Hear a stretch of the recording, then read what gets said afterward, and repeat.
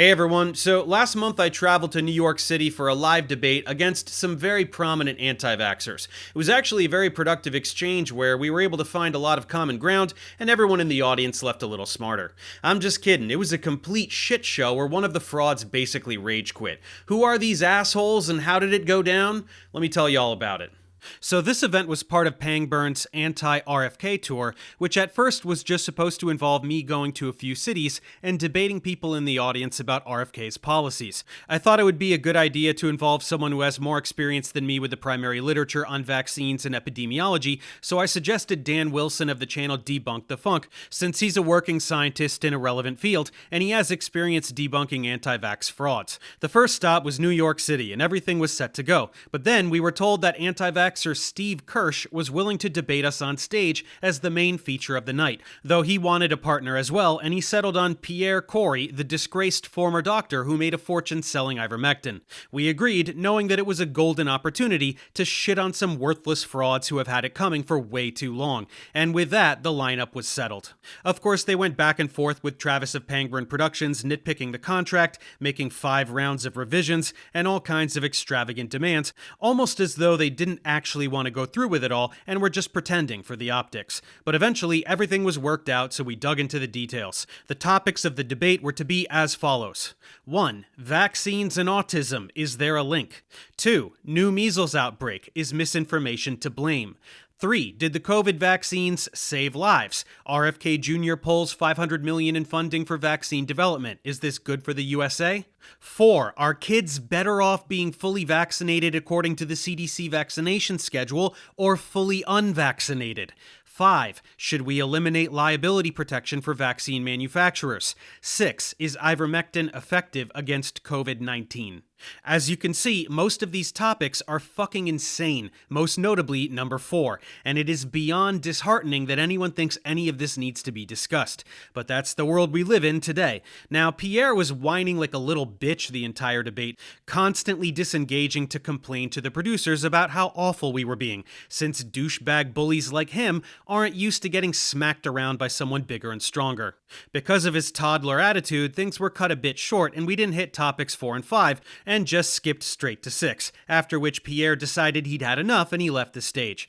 Even the heavily skewed audience full of insufferable anti-vax trolls desperately shouting over us the entire event weren't enough to help Pierre keep his cool while getting bodied. Now, to provide you with the proper context with which to view this debate, it is the case that Kirsch and Corey are 2 of the biggest pieces of shit on the entire internet. They're not like some idiot flat earther or even a Graham Hancock type figure. Their lies are so vile and result in such profound harm being done to society in the way of a measurable death count that each of these assholes will get their own videos a little later. Everyone needs to know their background, the extent of their grift, and an understanding of how they can be further humiliated and neutralized. But today I want to focus on the debate only, so just take me at my word about who they are, some of which will come out during this analysis anyway. Sadly, I can't repost the debate in full, as Pangburn needs to recoup production costs, so head over to the Pangburn channel if you'd like to see the whole thing uncut. Here I'm going to give you the highlights with commentary, and Dan will jump in to give you some key information where appropriate. By the way, Dan absolutely crushed in the debate, and everyone needs to go subscribe to his channel immediately. His expertise will come in handy in this analysis, because these jerks vomited up some shady anecdotes and a whole lot of lies about papers they didn't include in the list they gave us beforehand, so we have to highlight those and do some fact-checking. The point is to show the clear contrast between their endless narratives and our mountain of empirical data, and we also have to highlight the numerous times that Dan and I trapped them in a corner so that everyone could watch them desperately try to weasel their way out and gish gallop, as these are the best moments for illustrating what disgusting grifting frauds they really are. Does that sound like a plan? Great, let's get started, right after a quick word from today's sponsor, Incogni. As you can imagine, given my profession, a lot of people wish physical harm upon me. In fact, somebody threatened to beat me up at this debate in New York. Think of how many more people like that are lurking on the internet. Do you think I want them figuring out my phone number or where I live or anything like that? Definitely not. That's why I use Incogni. Incogni scours the internet for data brokers who collect and trade your personal information without you knowing. Finding them all and demanding your privacy would take forever, if they even comply, so why not let the professionals do it for you? Go to incogni.com/Professor Dave and use code Professor Dave to get an exclusive offer of 60% off.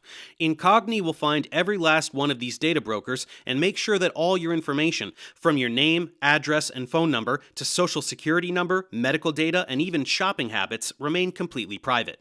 The best part is that this activity is constant, so you can rest easy knowing that any new breaches that crop up will be dealt with swiftly and efficiently. And you can keep track of all this progress in your own personalized dashboard, which tells you the number of hits and how many they've been able to remove. Be sure to also check out Incogni's new custom removal feature under the Unlimited and Family Unlimited plans. This allows you to submit an unlimited number of specific links for immediate removal, for a level of protection beyond the standard plan. Keep stalkers away, stop employers from accessing your information without consent, you name it. So don't wait another minute. Go to incogni.com/Professor Dave and use code Professor Dave for a whopping 60% off. Incogni helps wipe yourself from the internet completely. They can't harm you if they can't find you. Click on the link below to claim your 60% off and get your personal data off the market. So, first of all, by a show of hands, how many of you in the audience think that there is a link between vaccines and autism? 1, 2, 3, 4, 5, 6, 7, 8, 9, 10, 11, 12, 13, 14, 15, 16. Wow. About 23 of you. Wow, interesting. And how many of you don't believe there is a link? Hands up.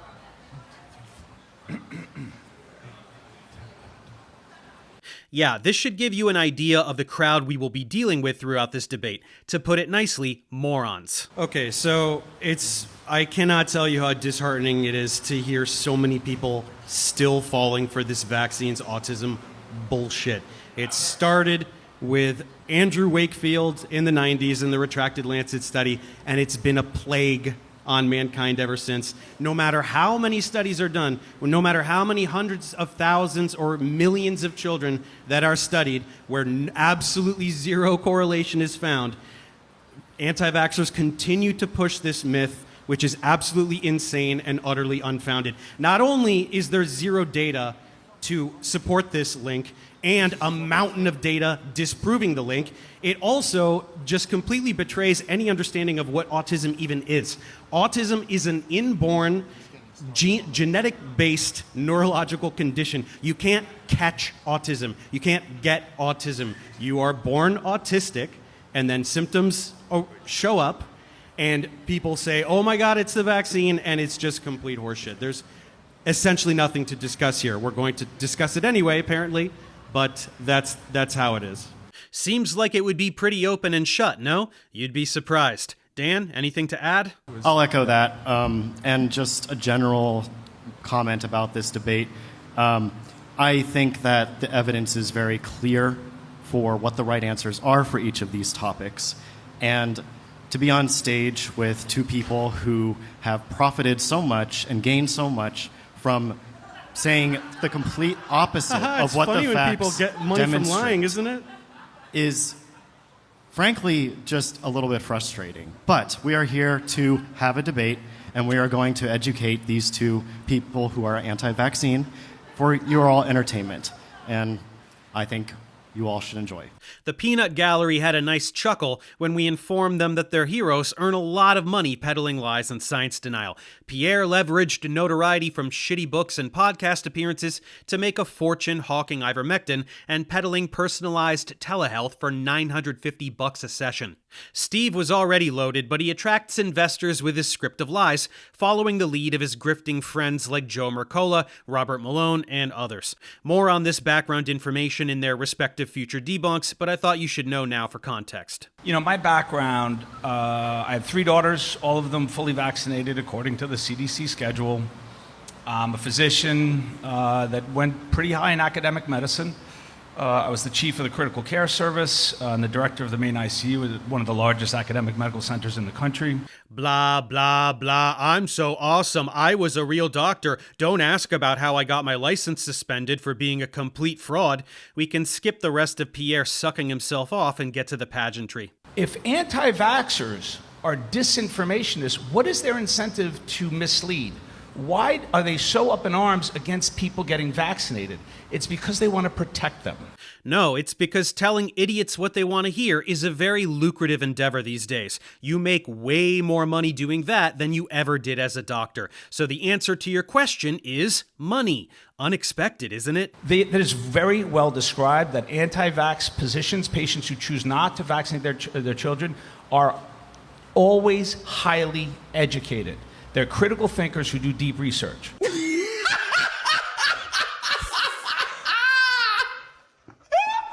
No, anti-vaxxers are fucking idiots who couldn't pass a 9th grade biology quiz. That's just the story you tell them to make them trust you blindly, because willfully ignorant, narcissistic, conspiratorial morons love having their egos inflated. I found out that in my research in COVID, in my advocacy in COVID, I came out, I told the world to use corticosteroids in the hospitalized phase of this disease. I did it months before everyone. I got attacked. My whole university went after me. It became standard of care worldwide. When I said the same thing about Ivermectin, my life went completely sideways. Sideways. I've lost 4 jobs. I've been without income at times, but yet apparently I'm a grifter. Yes, you're a grifter. The first thing you said is a lie. You never did anything first. The second thing is true. You promoted Ivermectin as a miracle cure for COVID with absolutely zero evidence. Started selling it on the internet. You made a fortune at the expense of human lives. And then you were justifiably shunned from the medical community. You were never without income. This is how you became filthy rich, Pierre. And how did I get to this position on vaccines? Because I found that I was living in a world where a lie could be told and everyone believed it around the world that ivermectin was ineffective at COVID. And when I saw that happening before my eyes with one of the greatest disinformation campaigns ever perpetrated by pharma, I asked myself, what other lies could they do? And that's how I'm here. Thanks. Clap, sheep, clap. The disinformation campaign was that ivermectin had any ability to treat COVID. It didn't, but you said it anyway and made a fortune from it, because you're a grifting fraud and complete sociopath.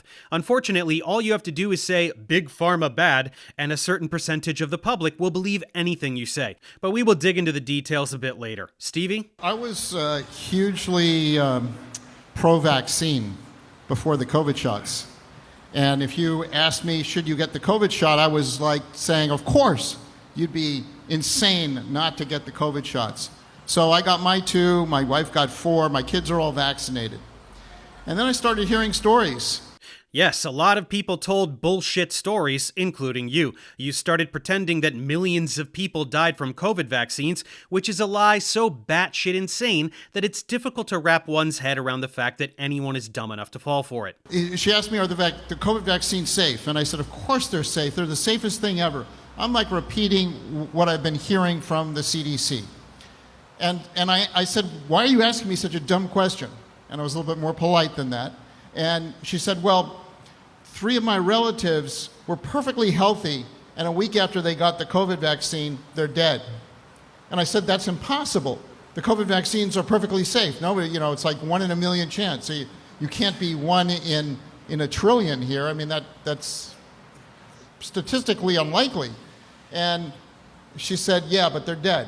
This is the first of about 1,000 unverifiable anecdotes these 2 assholes will vomit up in this exchange. It's basically all they do the whole time. It's their only strategy because nothing in the scientific literature supports any of their crap about vaccine-related deaths or any other lie they promote. So they have to tell stories, which work on gullible people, especially those who are hostile towards science. And if someone like me says, hey Steve, you're a fucking liar, that never happened, he can just clutch his pearls and whine about how insensitive I am to the imaginary dead people. That works on gullible idiots too. The point is, this entire debate will be stories versus data, so enjoy that. That was the trigger that got me to go and start to look at the data.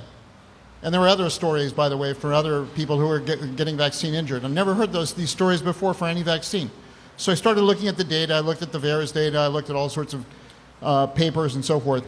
No papers, since no legitimate publications support his lies. By data, he means the VAERS database, a self-reporting system where anyone can make any claim whatsoever without an ounce of verification, which has been overrun by anti-vaxxers who either make shit up out of thin air or have something happen to them a month after getting a vaccine and just pretend the vaccine did it to them. In other words, not reliable at all. And I ended up writing a 150-page article on questioning whether you should get the COVID shots or not. It was published in Trial Site News, got a lot of readers, super popular.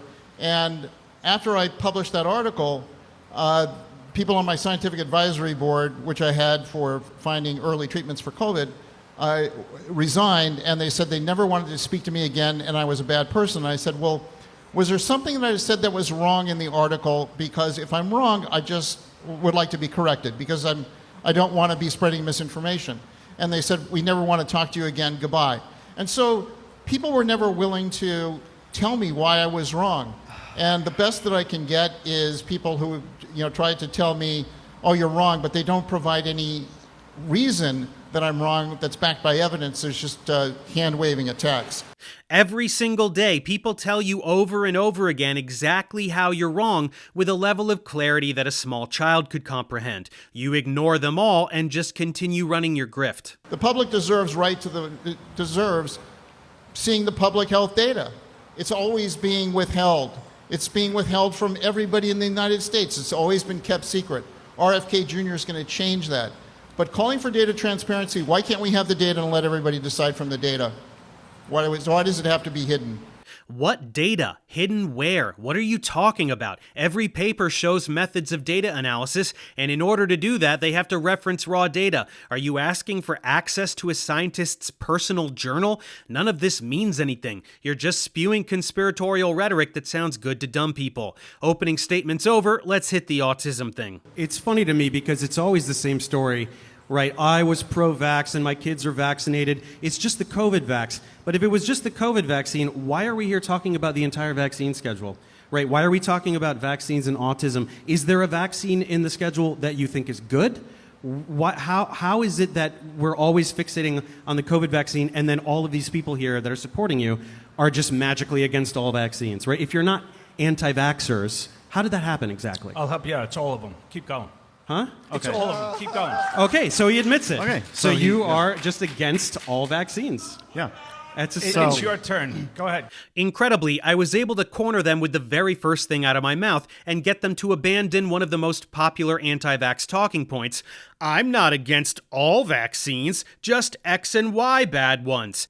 Pierre flat out admits that he is against all vaccines. All of them. Not a single good one in human history. Not smallpox, not polio, not MMR, none. All the millions or even billions of lives saved? Fuck them. Vaccines suck because they say so. In saying this, he shoots himself in the foot immediately because his position is totally indefensible at face value. In order for a vaccine to be harmful, you have to identify a harmful ingredient. You are probably aware of the most popular scapegoats, and we will get to those in a moment, but there are plenty of vaccines that don't contain any of the substances they whine about. So what the fuck is wrong with those? Saline? This was an encouraging moment because I knew immediately that this entire debate would be a train wreck for them, and I knew exactly how to press on them to make them break. Do you have any knowledge, any mechanism, any scientific reasoning as to why there is a biological reason why autism is increasing as opposed to a diagnostic criteria reason? Yes, we do. Okay, let's start. Lay it on us. So, should we go now? Yeah, go ahead. It's back and forth. It's back and forth. All right, let me be clear. So, vaccines have a number of adjuvants. Many of them have been shown to be neurotoxic and producing neuroinflammation. Which one? It's in all of the inserts. Which one? Anything with mercury, thimerosal, aluminum, known neurotoxic. There's Are those in MMR? So there's no mercury. Are those in the Back and MMR? forth. Yeah.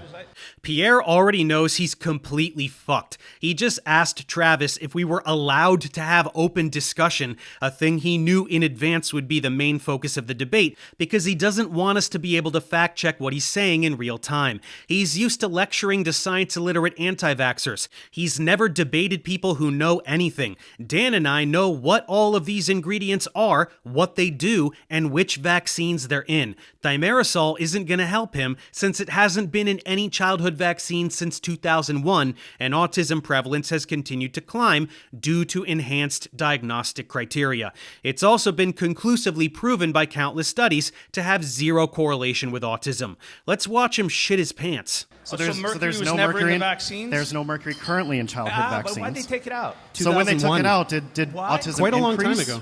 Why'd they take it out? Because people Because were, of the public fervor. Yes. It had never been demonstrated to be harmful at all. They took it out because of public fervor. But the point is 2001. And when they took it out, did autism rates decline or did they go up? It's not just not just mercury. Okay, so it's not did they- thimerosal. but- So Check so thimerosal did- off. Say thimerosal. So did I said many of the adjuvants. You said So which mercury. one? Polysorbate 80 Which one? aluminum. Hang on. So you said Aluminum. Any of them. you They're said in the you inserts said of the mercury. vaccines that it cause neurological injuries. He's Which just one? listing- He's just Pierre, listing one of them. Pierre, you said mercury. Yes. Okay. And- First and of all, others. first of all, You that's guys not. wanna First pop of on all, mercury? first of all, that's not an adjuvant. What? First of all, mercury is not an adjuvant. It's an ingredient then. How's that? What is it? What does it do? It's an ingredient in the vaccine. What What does does it it do? do? You tell me. You don't know, do you? I don't care. So Pierre doesn't care. He said adjuvants cause autism, like mercury, by which he of course means thimerosal, which is not an adjuvant. It's a preservative. And again, it hasn't been in childhood vaccines since 2001. This was the second moment where I knew this was going to be a fucking cakewalk. The fake doctor doesn't even know what thimerosal is for. He probably doesn't even know under what circumstances preservatives are used. They're for multi-use vials to prevent contamination. Continuing. So we are I going know to. It's a so- preservative. So we I'm are not now even- going to have I to don't care. educate. It's We are now toxic. going to have to educate them Yeah. on what the ingredient He doesn't they even know think what is it dangerous it does. does. Provokes an It's a. inflammatory response. It's also not elemental It's a mercury. preservative. No, Okay. it's a Let's preservative. let Steve get in here. Steve, you want to add something? No, yeah, it's just that he's just talking about one of the ingredients.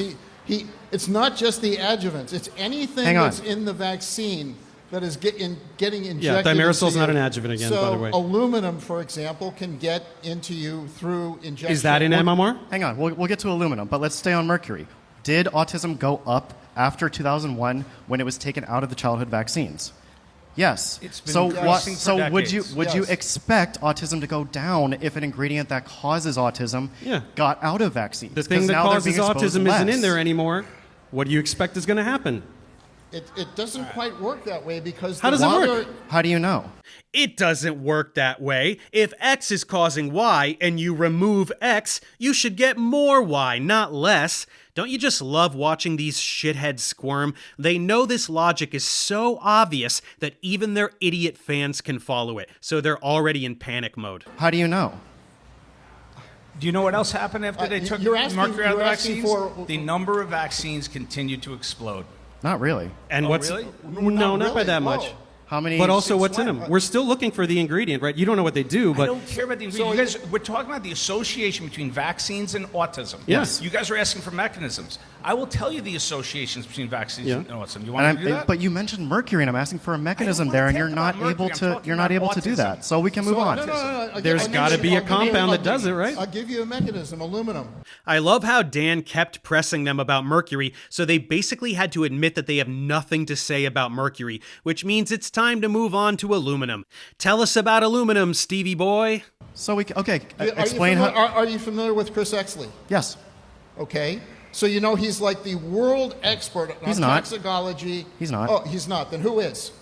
There is no single world expert in toxicology. Okay, That's, well, so you he's like one- to one like of to them. paint this So he's one of- caricature. he's one You of like the to paint this experts in the caricature world. of He's science. He's been doing there it is for no one 36 single expert. years.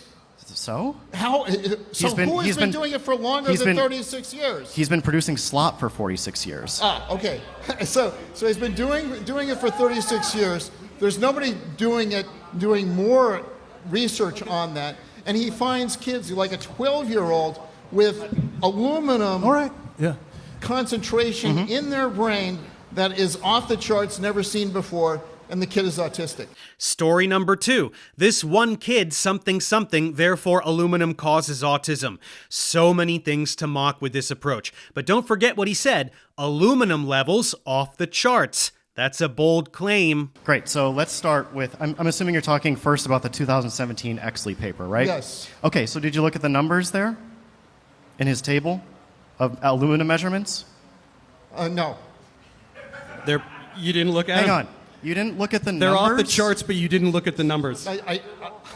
There's a lot of stuff that I haven't. Steve, you linked. It's the, your you source sent that us you the provided paper. for this debate, Yes, and you don't know anything about the data in it? Do you want to? Here, I'll give you some quotes from Chris Exley. It's okay. There's a lot of stuff that I haven't read, he says. No shit, Sherlock, like a fucking 9th grade biology textbook. Steve is referencing the first paper he sent us in a list of sources for this topic that would be fair game to discuss. He has no fucking idea what's in the paper. We do because we read their papers, and we are about to humiliate him on his own source. In the meanwhile, Pierre is busy bitching to Travis because he knows how badly they are being humiliated already, and he's trying to figure out a way to stop us from talking, because that's how debates work. Since you don't know the wait, paper wait, that you wait. brought, we can teach you what's in the paper. The numbers are all fucking over the place. Yeah. There's no clear trend. And second of all, there's absolutely no way to mechanistically and causally link that to anything. Even if the data was good, how do you rule out the idea that there's a neurological condition that just makes the brain not clear aluminum as well, right? There's no way to mechanistically link that to a causative agent of autism. So Chris Exley has published over 200 peer-reviewed papers. Oh look, Steve blew right past the very obvious thing I said to refute his entire angle here, and just listed the number of papers the guy has published. Anti-vaxxers, everyone, not the sharpest tools in the shed. Data. On aluminum. Let's get to the data. He's published over 200 peer-reviewed papers.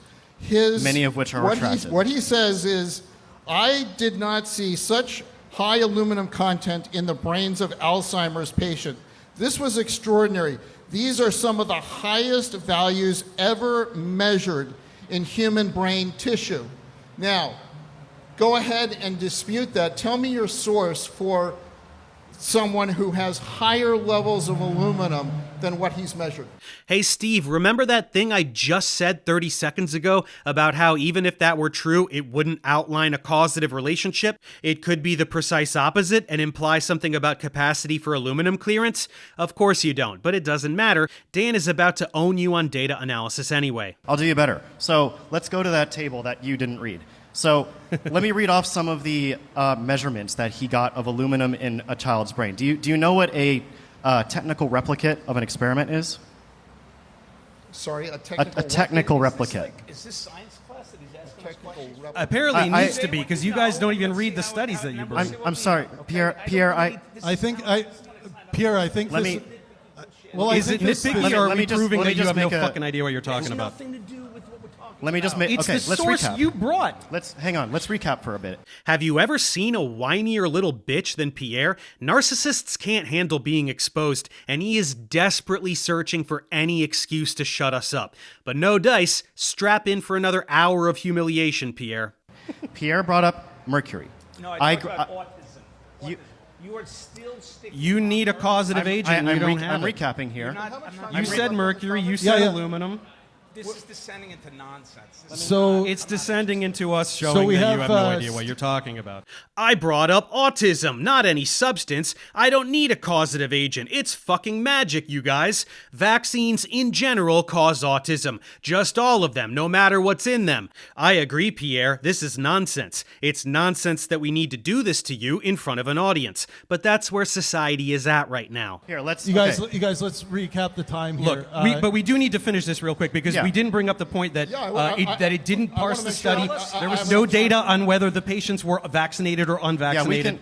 The study was shit. You finished that because you read it better than I did. Sure. So, I mean, first of all, Pierre, I understand you're getting upset, but I think it's reasonable to expect you to know certain things about the topics you claim to know better than the world's leading experts on. So that was pretty damn embarrassing for Steve to admit he didn't actually look at the numbers that he says were off the charts in the paper that he shared with us prior to the debate. But because Pierre was already whining and crying so much at this point, I didn't get to finish talking about how bad of a claim this was by Steve. As Dave said, the numbers were all over the place. That's why I asked them what a technical replicate was. Because in the key table from the paper that Steve was talking about, the numbers come from 3 technical replicates. In other words, it was the same brain sample that was tested 3 different times for amounts of aluminum. And if, unlike Steve, you choose to look at the numbers, all over the fucking place might be an understatement. Getting numbers like this that are so wildly different from each other in the same sample points to a big problem in your experiment. So obviously, if you want to be careful before making a huge claim like aluminum in vaccines causes autism,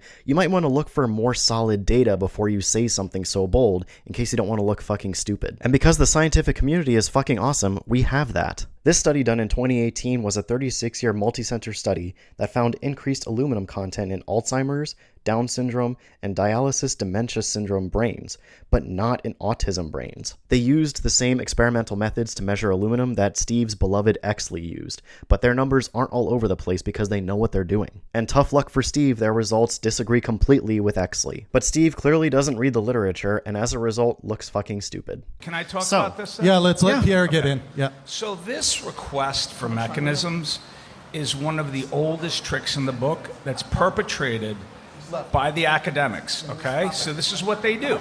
Yes, academics understand that if a substance causes something, there's a physical mechanism by which it does so. And if you can't come up with one, and you don't have any data to support a correlation either, then you have jack shit. You're trying to absolve yourself of substantiating the dumb thing you're proposing, and it's not working. They said, you know what, we need studies on veterans 30 years later, okay?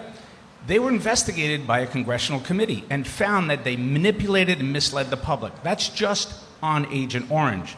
They've gone on over the next few decades to address a number of toxins for which the government would be having to pay out massive compensation claims, including Gulf War syndrome, the anthrax vaccine, where veterans chronically ill, lives destroyed from Gulf War syndrome, they tested for squalene, an ingredient in the anthrax vaccine. 95% of those ill had squalene antibiotics. Anyone healthy had none. Okay, so let me finish. I'm finishing my point here. So you have Gulf War, you have anthrax, you have Agent Orange. Nothing to see here. Asbestos in baby powder, baby food, nothing to see here.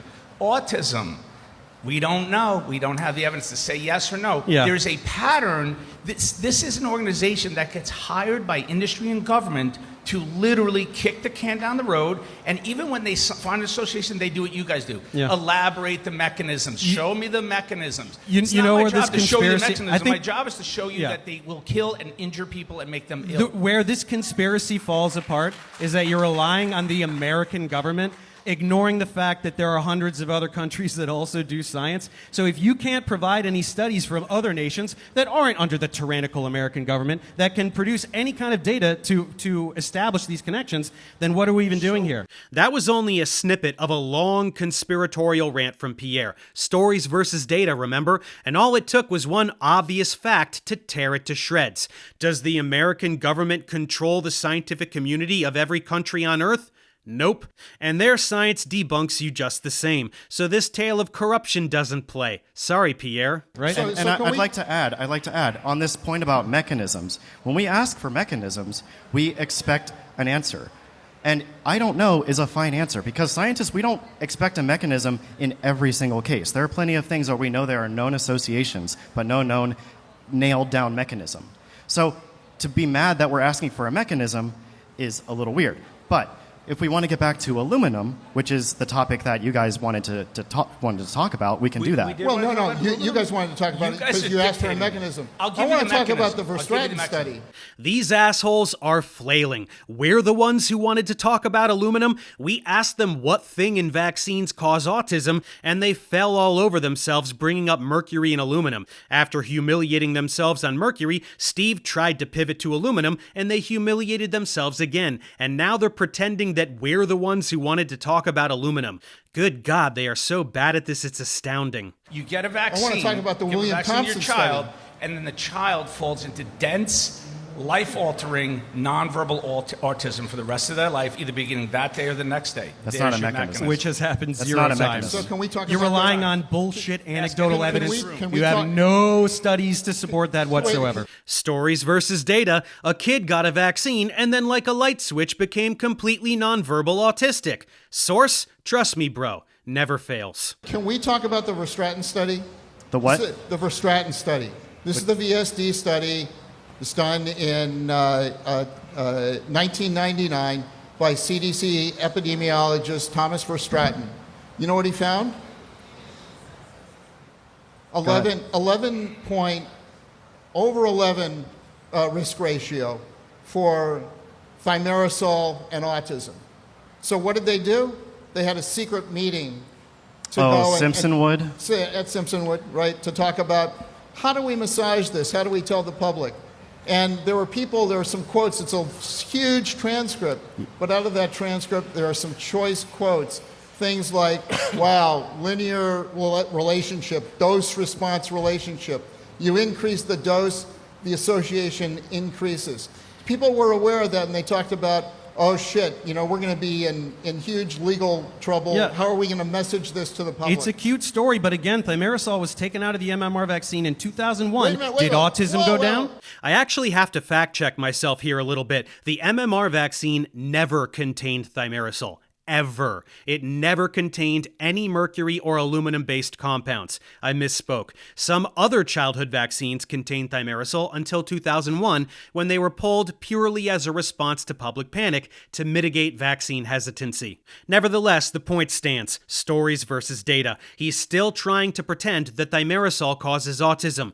Thimerosal hasn't been in vaccines since 2001, almost 25 years ago. So why the fuck is there still autism? Story obliterated. But wait a second. He found the association. So you did- guys asked so- for do- it. so- How do you no. get So- an 11-to-1 risk ratio on something where there's no the cause and effect? So what And exactly why was did they have that off-site meeting to talk about it? Why did they need to do that if it's just a Again, coincidence? very cute stories, but we're looking for data. Whenever you debate an anti-vaxxer, you can expect them to gish gallop. You can expect them to just throw everything at the wall and hope something sticks. And that's exactly what Steve is doing here. This Simpsonwood thing that he brought up is something we didn't get to address in the debate because we just ran out of time.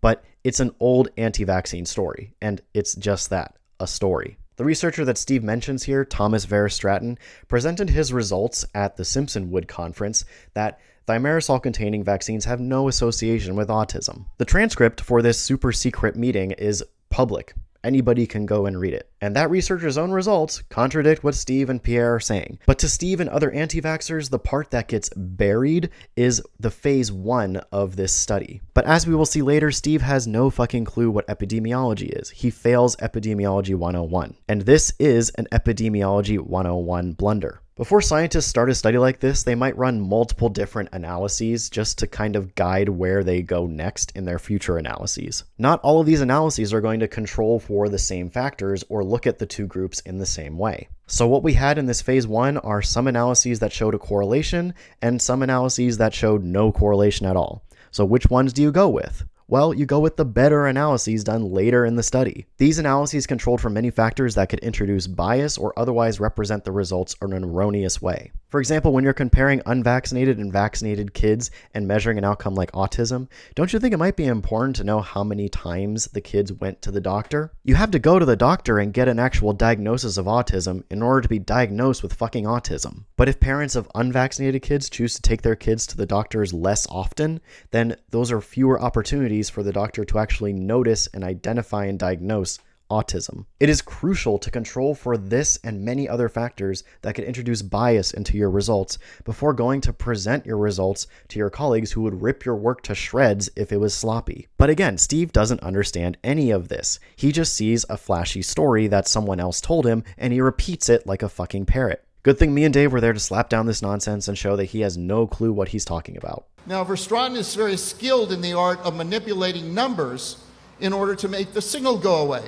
And so he went through 5 rounds. It took him 4 years, Dan, to make the signal go away. And there's a famous email he sent off saying, I can't make the signal go away. Yeah, The subject line cute was, story. It won't go away. It's a cute story, yeah, I know. Okay. See how So- everything so- relies on If there was anecdotal evidence for you? ascertainment Why bias, isn't there a Dan? study from some other country that you can point to that's not under the tyrannical American government that there is. reproduces what you're So talking Dave and about? Dan, It's just amazing. Their entire script relies exclusively on narrative. All of it. Conspiracy after conspiracy. Without it, they have nothing to say. So even after being called out for it multiple times, they just keep doing it because it's either that or silence. Dave and Dan, you guys have your final thoughts on this particular topic, and then There is one very important Steve and point. Pierre get the last word on this topic. Okay, there's one very important point that we didn't bring up, and that's diagnostic criteria. And I would ask you guys, do you have any idea how autism is diagnosed and how that has changed in the past 30 to 40 Yes, years? and it's changed Yes, quite significantly. Yeah, how so? Like, how? Because they want to make the signal go away. So they No. broadened it. How does a professional in the field diagnose autism, and how has that changed? It's not about whatever data you're trying to talk about. This is not the time.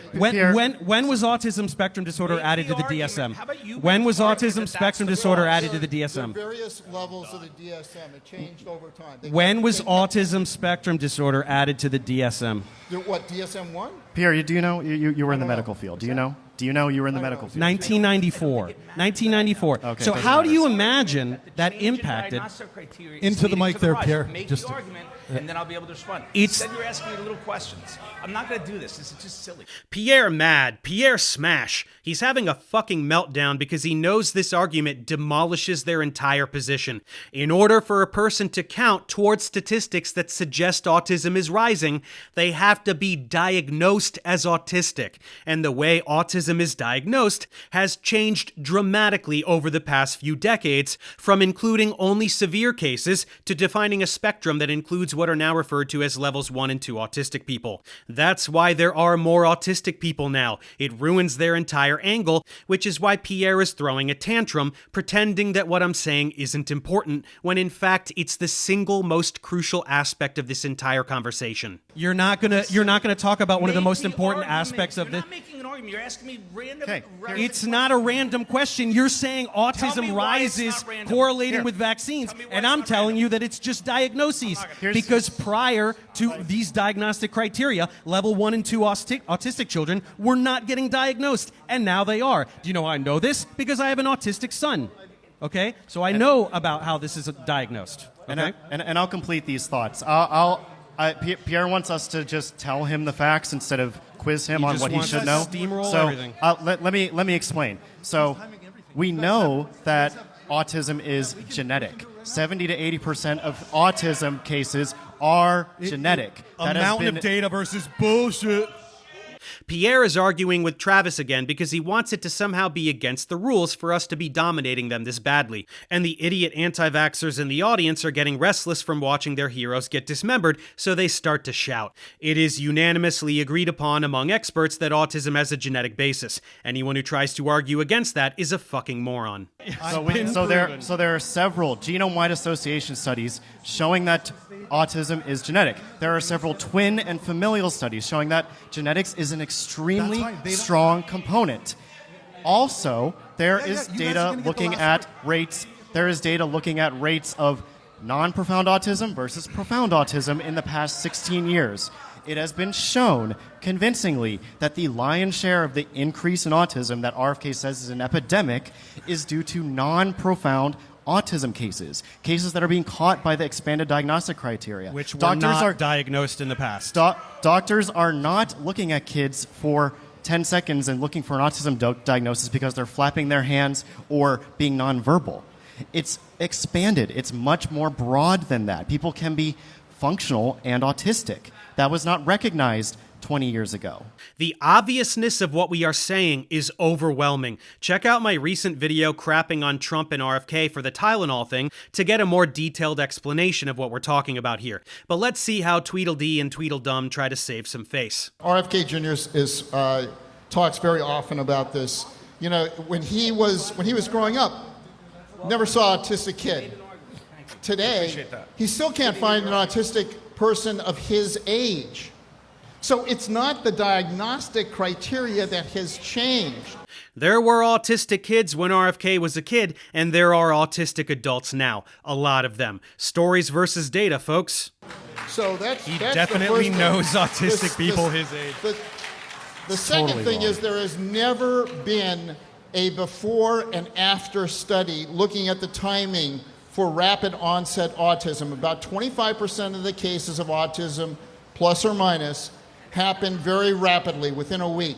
Did you know that every single case that we can find, at least 80% of those cases happen within a week after a vaccine, 20% happen a week before the vaccine. So if it's not related to the vaccine, then why are 80% of those cases happening after a vaccine rather than right the week before? Nobody's been able to explain that. Nobody in the world has ever done that study, and they never will, because they don't want to know the truth. Aw, Stevie is pulling out the theatrics. Maybe if I shout and gesticulate a lot, people will forget what a lying moron I am. There's no such study because that's not a thing. Anyone who thinks autism just shows up from one instant to the next is either a lying piece of shit or doesn't know any autistic kids. And that's the most important thing that you should know about this. And the third thing is that when William Thompson, who led the CDC study on autism and linking it with vaccines, and they found a link, you know what happened? His bosses told him, destroy that data, so it will never see the light of day, and let's publish the paper as if we had never seen that link. Stories and lies, data.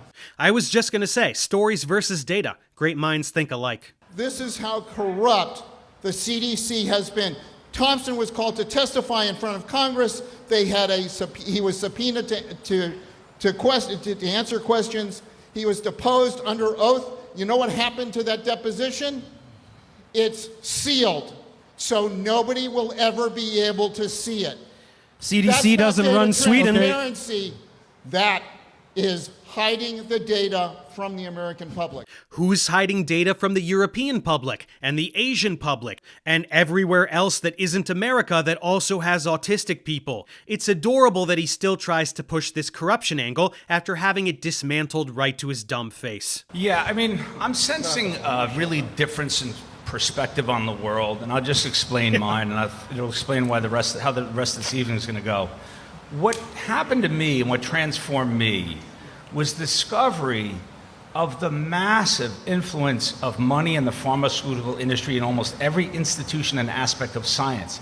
Blah, blah, blah. Big Pharma runs the entire universe. Blah, blah, blah. You have agencies which are fully captured in ways like CDC Foundation, FDA is the revolving door, and NIH is through royalties. Yeah, these agencies are revolving doors under this administration because they're firing everyone with principles who won't bend over for state-sanctioned pseudoscience. Remember how I just debunked this whole angle again like 30 seconds ago? Does the FDA have any control over Europe, Pierre? Do you not understand that you look dumber and dumber every time you push this story? Every scientist is a shill. Every institution is corrupt. Every journal is propaganda. Only Pierre is telling the truth. Trust only Pierre. You sound like a fucking flat earther. These guys are going to be yelling about these studies with hundreds of thousands of people in and how it definitively shows no proof, and there's no evidence that there's autism. And where are the studies showing people falling in left MMR? They have no idea of the immensely rigid and tight control of what appears in journals. They do not know. They are being fed propaganda, facts. Every single paper is wrong and because then they go out to their pharma. little podcasters and see how wrong these guys are? They don't know how to think. Does the This CDC paper control says Sweden? so. The New England Journal of Medicine says so. Chill. And so this is why it's very difficult to debate, because the science that I'm bringing forth is that is censored, and what they're bringing forth is that is which is propagandized. Isn't that convenient? Every single paper we bring up is wrong because big pharma corruption, and every single paper you bring up and lie about is right because censorship, even if they're not censored at all and they're from the same journals that we reference. Got it. Next up, is misinformation to blame for measles outbreaks? Interestingly, and I was shocked to learn this, you know what the U.S. has done pretty well? In Texas, there was like 1,000 cases. There's 12 counties in Texas with not one case, and yet the Texas Health and Human Services kept saying that this is the most contagious thing ever, and that, scaring everyone. They even talked about lockdowns. They want to vaccinate everybody. It actually wasn't that bad, and no one died. But yet, going back to my point of how pharma controls this whole thing. Pierre is a little too comfortable with his script of lies. Good thing it's a debate and he can have his lies exposed in real time, huh? Dan, give us a dose of basic logic. We know that where measles is the worst, vaccines are not. So in areas of the world that have the lowest vaccine coverage, that's where you see the most measles deaths, the most measles cases, and the most measles hospitalizations. That's true in the current outbreak in Gaines County, Texas, where I believe the vaccination rate for measles was about 82%. Less vaccination, more measles? Stop making sense. So if people get tricked into not getting vaccinated, especially with something like MMR, which has been proven to be safe and effective for decades, that would be the reason we're seeing measles outbreaks and children dying? Stop telling tales out of school, Dan. Only one group on this stage sells supplements, and it's not Dave and I. Who sells supplements? Or expensive telehealth. You guys You don't. accuse me of selling a supplement? You guys don't Get sell your facts supplements. straight, dude. You guys don't sell supplements anymore. Don't ask me. You seem to know, huh? You guys don't sell supplements You just accuse anymore? me of selling supplements? Do you not advertise supplements? Have I ever sold a supplement? Do your research, dude. Get your shit straight.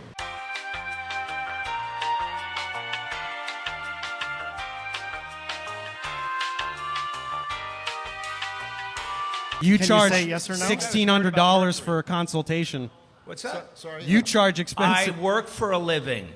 I spend a lot of time with patients. How is that selling a supplement? Of course, you work for a living. You lie on the internet so that idiots come to you for medical advice, and then you just lie to them some more for $1,000 an hour. Boy, oh boy, is that back-breaking labor. Just like when Pa would work the fields. What supplement am I selling? I'm not aware that I'm selling. Dude, a the Wayback supplement. Machine exists, man. The nattokinase supplement. Does the audience know about this nattokinase supplement? Guys, he's confusing us with McCullough. You guys don't endorse the wellness company in any of your content? Yeah. Love the wellness company. You don't think that supplement is good? It's nonsense. Keep going. Sorry. Okay, good. A little background here. Steve was promoting this bullshit, unregulated, untested spike protein detox from Peter McCullough, another piece of shit fraud, and it permanently fucked up one of his eyes. We agree that the SpikeVax supplement with nattokinase is garbage. We agree on something. Great. Yeah. No? How's your eye, by the way? Getting better? No. No? No, I'm permanently blind. So Thanks for asking. it's a terrible supplement, right? Untested. I do not sell supplements. You said I sold supplements. I do not sell supplements. Okay, so untested supplements very bad. At least we'll come away can with agree that. on that. Untested, unregulated supplements are bad. We'll just come away from this with that. Yeah. So Yeah. Don't you think it's interesting? These assholes rage against vaccines despite admitting that they're fully vaccinated, their kids are fully vaccinated with vaccines that have been rigorously tested and gone through all the official channels for FDA approval with not a single issue among them. Meanwhile, Steve has permanent eye damage from an unregulated, untested snake oil supplement. Where's the outrage there? Where's the relentless campaign to warn the public against the dangers of these supplements? Oh, right, that wouldn't play well with their target demographic, now would it? Fucking frauds. you got to admit that people who sell misinformation also profit greatly from it. Actually, I'm making a fraction of what I was making before as a high-tech executive. As do I. I've lost an incredible amount, my whole career, my reputation, and a lot of money. So you guys want to call me a grifter? Get your facts straight. That's bullshit. Just because you see me on like social media or something, you think that makes me rich? I do not profit over my personal profile. I'm a physician. Maybe we can compare net worth later. I opened a practice dedicated to the treatment of the COVID vaccine injured. Okay, And I'm we can look immensely up net busy worth. with yeah, that. Hawking, Ivermectin. Yeah. Let's So try to back get to back. Steve hit it big with the optical mouse back in the day, amassed a net worth of hundreds of millions of dollars, and now he's coasting off of investments. But Pierre is just lying through his teeth. Like I said, he's making way more money now as a fraud than he ever did as a doctor. Let's So try back to to get the- back Pretty to good shit, measles, right? guys. Back to measles. We can talk about stories of people suppressing data and all these boogeyman stories, but if you look around the world in reality, measles deaths, hospitalizations, and cases are worst where the vaccine is not. 3 deaths in Texas, by the way. He lied. Yeah, do you guys... by the way, are you You guys said saying, no one died in By the way, Texas. so Are you guys saying nobody died of two measles? of them, I was personally tasked with doing the expert medical review. They did not die of measles. That's one. Bullshit. The third. Okay, wait, Oh, so- what did they die of, and how do you know? No, what's juvenile is pretending that you were personally connected with the official care of those measles patients who died in Texas. You sure as fuck weren't. Want to press your luck? So you want to call bullshit when I spent literally 15 hours reviewing records? Are you saying you determined the cause of death? What's that? Are you saying you determined the cause of death? Absolutely. Medical records. Have you ever done a medical record review? I'm sorry. You reviewed their medical records, or you actually determined their cause of death and reported it to the county? I came to a conclusion as to cause of death, which was the task that I put forward. So you were not. This is the conversation we're going to have. Yes. You did not report the death to the county and say this was the cause of death. You looked at the medical records and had a different opinion. I have a different opinion, yes. And I can tell you... I wonder why that would be motivated to go in a certain direction, huh? Malpractice case reviews. I'm a pulmonologist and intensivist. Big man Pierre was trying to act like he was personally tasked with determining the cause of death of these children. It turns out he just hounded staff for access to their records and decided they didn't die of measles because reasons. I think we're going to stick with the conclusions of the doctors who are still licensed to practice medicine, Pierre. But I will tell you that the media went nuts with 2 children dead. And the families went to children's health events, and then they tasked me with doing the review. And I found that both of those cases are slam dunk lawsuits. Did you review the 83 in Samoa from RFK? What does that have to do with anything? We're talking about measles here. We're talking about measles around the world. It's not just America. I'm talking about measles in general. Pierre, let me explain. Other countries don't matter? Hang on. Let's talk about what we reviewed. Oh no, can't talk about all those kids in Samoa that RFK murdered with his script of lies. Children in other countries don't matter, I guess. So, Pierre, how do you determine if a measles death is a measles death? So you would look for evidence. So if you're going to die of measles in the way these 2 children died, which was hypoxic respiratory failure, you would have to have evidence of measles in the lungs, okay, through testing. On one autopsy, did they test? No, these were both severe, overwhelming bacterial pneumonias. They were both tested. Yes. So yeah, Pierre is just wrong here. Shocking, right?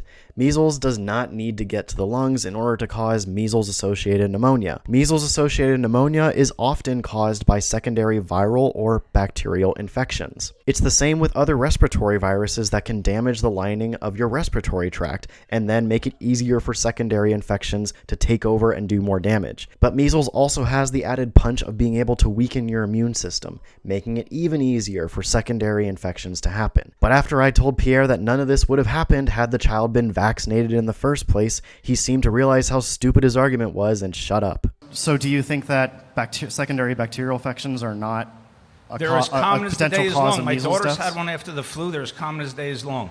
Yeah, these were gross mismanagements. That's what I'm telling you. These are both slam dunk. They were given the wrong medical drugs malpractice. So they missed so many things. So it's one of the worst. So all the other doctors are just wrong who looked at the case? What doctors? The doctors who determined the cause of death. Who are those?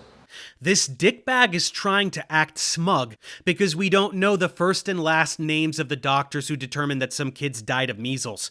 He's also pretending to not know that measles severely weakens the immune system, directly causing these secondary bacterial infections he's referencing. So dying of those bacterial infections equals dying from measles. It's called immune amnesia. The doctors who saw the actual How do you know girl it was a and doctor? treated them. Yeah, I know what they thought. I saw their records every day. They kept saying measles and pneumonia while she's dying from an overwhelming suppurative bacterial infection. That's why she died, is because they stopped antibiotics and steroids and they watched a child descend into the zero oxygenation state. Yeah, measles, which brought about pneumonia. You're referencing a general bacterial infection and pretending that's different from pneumonia, which is typically bacterial. You're cornered here, so you'd better bust out some theatrics. I got to tell you, that case gives me nightmares. And you guys want to sit there with a fucking smirk, like you think you know everything? You want to bring up Samoa? And I got to watch these children die. We're talking about fucking measles. While the media and you guys go nuts at some measles. We're here on an anti-RFK tour, and you think I'm not going to bring up the time when he went to Samoa, caused extreme vaccine hesitancy, and then 83 kids died of measles? You think I'm not going to bring that up? Do with the measles epidemic that we're supposed to talk about? Because 83 kids died of measles. The measles epidemic from misinformation. I'm not talking about 1983. They died. 83 kids died because RFK lied about vaccines. Do you think I'm not going to fucking talk about that? Samoa is a Jesus previous Christ, case dude. of misinformation leading to a measles outbreak, just like similar to what we're It's seeing the in Gaines exact County, topic Texas. we're talking about. And so, Pierre, Notice how they refuse to engage with this Samoa thing for a second time. They just shut down completely because they know they have nothing. RFK murdered 83 children. He should be in prison for the rest of his life, not serving as the head of the fucking HHS. No remorse from him and zero acknowledgement from them. Worthless cretins. you're saying that all the other doctors are wrong and you're right. I'm sorry, but if practicing doctors who are actually treating the child have a different Which is not opinion than you. you, Only one I have doctor. a hard time just taking your word for Only it. one doctor, which is the attending physician. She was proven wrong. By after someone? that. No, when the But tests come proven back wrong from showing- you? From a bacterial culture of the lungs showing a wickedly multi-drug resistant bacteria that she never treated or looked for. So it was multi-drug resistant. Yes. So antibiotics probably would not be effective in that case. There would have been a few she could have tried. And in that case, there are algorithms that would have led you to the correct antibiotics. She employed none. There are cases You where guys want to battle me on a case you know nothing there about? are cases where secondary pneumonia infections are too far gone with multi-drug resistance, where it's really hard to do anything. But it would not have happened if the child was protected against measles in the first place. All right, so At this point, I don't think Pierre even knows what he's trying to say. He's whining about bacterial infection as though it negates the measles, when Dan has just explained to him for a second time that a weakened immune system from measles is why the kid got the bacterial infection. Pierre has no response, so he just shuts down. I'm actually gonna stand down on this, and I'm gonna defer to my the pulmonology expert here, who clearly reviewed the case and comes up with a different opinion. So I defer. We're going to go with I got it wrong. licensed, the opinion of I got it wrong. licensed doctors, I think, probably is probably a better way to go. Yeah. Yeah. Yeah, I'll go with doctors who didn't lose their job. So, Yeah. you know. Isn't it cute when Pierre tries to flex his former credentials, but he's really just setting himself up to get dunked on for like the 10th time for having his license revoked? Fuck me, frauds are stupid. Because the whole impetus for the vaccination rates dropping was, I don't know if it was a mistake or malicious, but a nurse resuspended an MMR vaccine and muscle relaxant, and that killed the child. RFK took it upon himself to take advantage of that Go to tragic Samoa. death and spread misinformation about it and scared other people into not vaccinating. So wasn't there a measles vaccination program in an adjacent island that happened around the same time? Yeah, and that island was protected. Oh, really? Or maybe that coincidence of vaccinating that other island caused the measles outbreak. Are you saying that measles vaccines can spread measles? A measles vaccine Do you is have- actually do you have live evidence? measles virus, you guys. It's an interesting coincidence, isn't it? Not really. Steve is now arguing that the measles vaccine caused the measles outbreak on Samoa. That's where we're at. I don't think we even need to be on stage at this point. He's losing the debate just by speaking. Because the island, what's a bigger coincidence is the vaccination rates on the island that had 83 kids fucking die dropped precipitously below the level of herd immunity Before RFK came. while he was spreading misinformation about the impetus for the whole drop. And then he went He was there. there for something else. He was on a beach vacation. It had nothing to do with He went there RFK. and met with local anti-vaccine activists to promote their cause. And suddenly, just like that, just like a light switch, measles comes out of nowhere. Not nowhere. Not a Comes light out of switch. nowhere. How's it come out of... They're When on an kids stop island, they're vaccinating. isolated. Where's the measles Hang coming on. from? So you think Samoa is isolated? where's Wait, it- do you think airplanes don't get to Samoa? Where's it coming from? He just gets dumber and dumber every time he opens his mouth. Unvaccinated people can carry the virus, and people travel to and from Samoa. It's not fucking Narnia. It's a place that people go to. But I guess we're gonna do this. From people who are carrying from It's unvaccinated not an people who are carrying isolated the tribe. virus. It's a civilized place. Unvaccinated people who carry the virus. Do you know how reservoirs work? Viral reservoirs? Yeah. Okay, so you know that measles circulates in the population among unvaccinated people? Yeah, like what do you mean? Like out of thin air? Like measles exists. You understand that, right?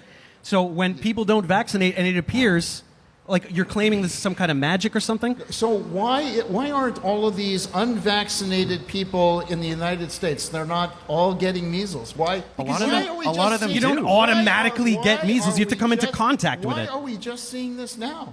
Well, there's herd immunity with measles. You know that, right? Because vaccination rates are getting low enough that herd immunity is eroding. Because of RFK? In part, he's yes. the number one He's been working for spreader decades of this propaganda. to Yeah. spread misinformation about It's measles not vaccines. just him, but he's the number one guy. I mean, you guys help a lot too. Like, you're probably in the top 5. Like, Thank you. Yeah, you're up you can there. get to number one day, though. I mean, I have faith in you. You'll get there. Let's go, Steve and Pierre, the second and third biggest pieces of shit in the anti-vax movement. If we can successfully get RFK removed from office, maybe one of you assholes can get his job, and then you'll be number 1. Let me know if you need a campaign manager. So I'll can say you tell something. me? Can you tell me how all-cause mortality has dropped after they introduced the measles vaccine? Can you cite a study that looked at all-cause mortality of kids, showing that it dropped after they introduced the measles vaccine? Because Yeah. I couldn't find one. I sent you one. That was on the list of studies. Didn't read it, did you? I had. Yeah. So let me Okay. describe it to you. should have. So This is how you know these assholes had no idea what they were up against in this debate. They're so cocky from existing exclusively in their little bubble of brainwashed science illiterate sycophants that they genuinely believe they're untouchable geniuses.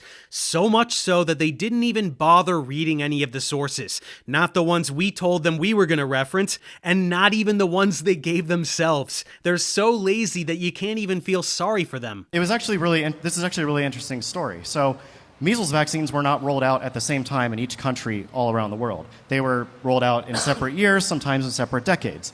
And 3 countries in the study, I think it's Denmark, Sweden, and the US, they looked at the time of rollout for the measles vaccine, and they saw a precipitous drop in all-cause mortality that was actually greater than what they would expect with just measles mortality going away. So scientists thought, oh, that's really interesting. Let's confirm that. The paper I sent you confirms that. It's a precipitous drop in all-cause mortality every single time, sometimes in a different decade, right after the measles vaccine was rolled out.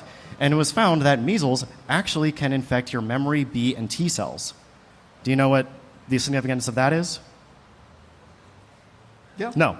Yeah? Why don't you just keep talking? Memory We're not B and here T. to answer your questions. If you Make know, your you can just say argument. yes and we can move on. Just talk. Man, Pierre really hates it when we show everyone that they don't know anything. The funniest part about this is that Dan is about to explain immune amnesia, which he already explained earlier when bringing up secondary bacterial infection from measles. So they're so fucking stupid that they weren't even paying attention the first time, and they're caught with their pants down when it comes up again. Morons. I Just will continue to educate you. Sure, memory B and T cells are cellular immunity. Your immune system depends on these cells in order to create antibodies and exert cellular immunity against pathogens. So measles can infect these cells, and when the measles infects those cells, they die. They're either cleared by the immune system or they die off from the measles infection. So that means that these kids who are getting measles, their immune systems their memory is essentially getting wiped in a sense. And it's a phenomenon called immune amnesia that is well characterized now. It's characterized mechanistically by what I just said. And that is an explanation as to why the all-cause mortality dropped further than what we would expect for just measles mortality in these countries that implemented the measles vaccine.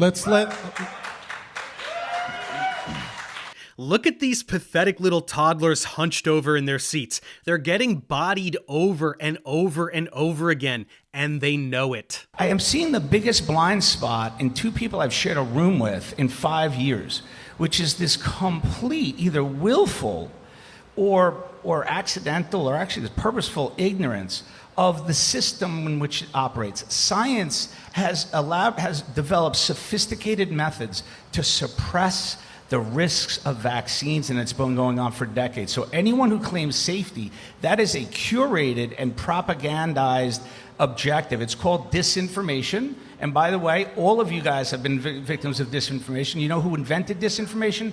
The tobacco industry. Fucking hell. Big Tobacco did a bad thing, so vaccines are also bad, and anyone who says vaccines are good is pushing propaganda because I say so. The rhetorical tactics are so transparent that birds are crashing into them and snapping their necks. Anti-vaxxers love to bring up this big tobacco story whenever trying to sell you this idea of a shadowy network controlling science at every level. But like most things anti-vaxxers bring up, they just don't fucking read. They don't understand the actual history here. The short answer here is that big tobacco did something called marketing. They ran ads with medical doctors smoking cigarettes, and also had a few so-called experts that were on the level of Pierre Kory here, trying to tell people that smoking was actually fine and good. But if you actually read anything of what the scientific community was saying about tobacco smoke for literally hundreds of years, you would know that scientists agreed that smoking was pretty fucking bad. I made a video on my channel going in depth on this history, and it's one of my favorite videos I've ever made, so this is a shameless plug to go check out that video, which also debunks their stupid fucking claim in this portion of the debate. But the point is, the scientific community is very competitive and objective in their approach. They will do the best Not they when can they work to for study. Pharma.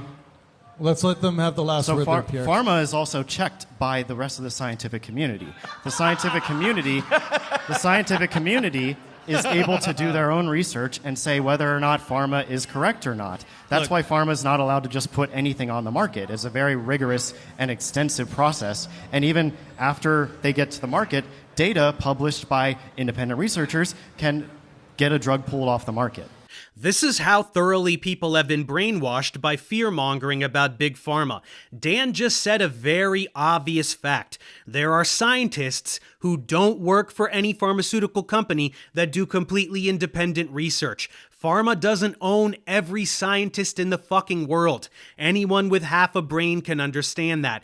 And when Dan says this obvious fact, Pierre and half the audience erupt into laughter like he told a funny joke. Oh, silly Dan, don't you know that Big Pharma owns every single university and every single independent research institution and every federal institution in every country in the world? Again, they sound like fucking flat earthers pretending that NASA runs the entire world. It's embarrassing. Thanks, Dan. Dave, go ahead. Yeah. This narrative here that they're spinning, he relies on this emotional hook of pharma controls every paper in every journal and every scientist at every university and any institution and any That's what company. you're saying about every paper. Because this is the only way to sell this story, right? There's no way that the entire scientific community, the global scientific community working in all of these sectors can cover something up. It's not going to happen. But that's why it is narrative driven. That's why it has to go this way. And we're going to talk, and MMR has a decades-long track record of being proven to be incredibly effective, incredibly safe, and people stop taking it because of lies. They stop taking it because of lies, and then kids get get measles and die. 83 dead in Samoa, RFK's fault, blood on his hands, no remorse. And it's gonna start happening in Florida immediately. All right. And it's the fault of people like this. That's what it are- is. I guess this is what happens when I make commentary on a video that I'm in. You have to hear me say the same thing twice from different places. Oh well, it bears repeating, I guess. Okay, on to the next topic. Did COVID vaccines save lives? And what's up with RFK pulling $500 million on mRNA vaccine research? So I'll just start off my introduction to this topic with the sub-question to that topic, which is RFK's pulling of $500 million worth of mRNA vaccine funding from the U.S. I want to point out that among those projects that have lost funding are projects for an mRNA vaccine for HIV. And I just want to point out that RFK probably does not care about a potentially promising vaccine coming out for HIV because he doesn't think that HIV causes AIDS. And I think that is very, very troubling to support Head of the in an individual. HHS, everyone. I will take any opportunity to remind people that RFK Jr. literally thinks that HIV does not cause AIDS. How fucking crazy is that? And I love that when I bring it up here, these two idiots don't want to touch it with a 10-foot pole. Even they probably know that is some crack smoke wacky shit, and yet they have no problem throwing their names behind RFK Jr. without ever calling him out on it, because they know that they can ride his coattails to fame and fortune while fucking over people in the process, and they don't care. If you want to know more about RFK Jr.'s crazy-ass HIV/AIDS denial, I made a video on that too, so another shameless plug for me there. Well, we're going to get into the data of the COVID vaccines as well, but they will try to use things like VAERS database and inflations of unreliable data on VAERS database, personal surveys, all of their sources for trying to pretend that the COVID vaccines killed all these insane amounts of people.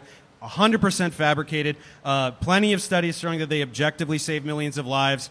Once the vaccines had been rolled out, it's extremely clear that the deaths were after that point 90% were unvaccinated. So there's just, as with all of these topics, there's going to be a reliance on disinformation, lies, distortion of data, unreliable data to try to pretend that COVID vaccines, like all of the other vaccines that they're railing against, have done things that they simply have not done.